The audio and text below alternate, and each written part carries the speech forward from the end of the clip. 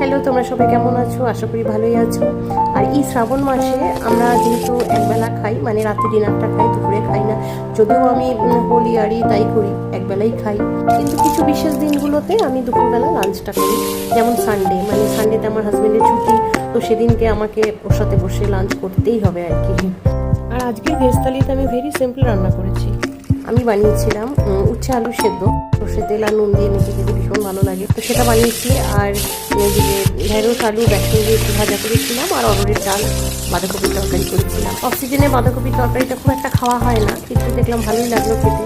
অরহরের ডালটা আমি রাঁধুনি আর শুকনো লঙ্কা দিয়ে করেছিলাম, একটু টমেটো একটু মানে ছোটো ছোটো পিস করে দিয়ে দিয়েছিলাম।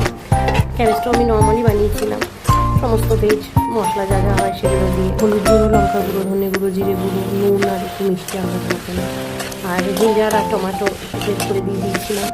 তারপরে ভালো করে কষিয়ে একটু জল দিয়ে দিলাম, ওপর দিয়ে কর্নফ্লাওয়ারটা দিয়ে দিয়েছিলাম। তারপরে লঙ্কা ওপরে ছড়িয়ে ধনে পাতা আর ঘি দিয়ে ভালো করে নামিয়ে নিলাম।